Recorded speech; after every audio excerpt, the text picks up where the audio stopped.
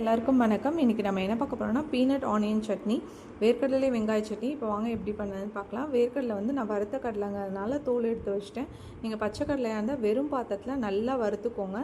இப்போ வந்து நான் ஸ்டவ் ஆன் பண்ணி பாத்திரம் வச்சு எண்ணெய் சேர்த்து அதில் கடலைப்பருப்பு ஒரு ஸ்பூன், உளுத்தம்பருப்பு ஒரு ஸ்பூன், நம்ம தோல் எடுத்து வச்சு வேர்க்கடலையை சேர்த்து நல்லா கோல்டன் ப்ரௌன் ஆகிற அளவுக்கு வறுத்து எடுத்து வச்சுக்கலாம் ஒரு தனி பிளேட்டில். அதே எண்ணெயில் வெள்ளைப்பூண்டு வரமிளகாய் சேர்த்து நல்லா வறுத்து எடுத்துக்கலாம். அதுக்கப்புறம் வதக்கி எடுத்துக்கலாம். அதே எண்ணெயில் சின்ன வெங்காயம் சேர்த்துருக்கேன். நீங்கள் வேணால் பெரிய வெங்காயம் சேர்த்துக்கலாம். நான் 2 அரைநெல்லிக்காய் சைஸ் அளவுக்கு புளி சேர்த்துருக்கேன்.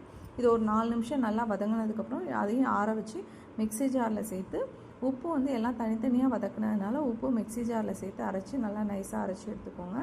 திரும்பவும் ஸ்டவ் ஆன் பண்ணி பாத்திரம் வச்சு நல்லெண்ணெய் சேர்த்தா நல்லா டேஸ்ட்டாக இருக்கும். கடுகு உளுத்தம்பருப்பு சேர்த்து கருவேப்பிலை சேர்த்து காஞ்சதுக்கப்புறம் நம்ம அரைச்சி வச்ச சட்னி சேர்த்தா நம்மளோட பீனட் ஆனியன் சட்னி, வேர்க்கடலை வெங்காய சட்னி சூப்பராக ரெடி ஆகிடுச்சு பாருங்கள். இதை நீங்களும் வீட்டில் ட்ரை பண்ணி பார்த்துட்டு எப்படி இருக்குன்னு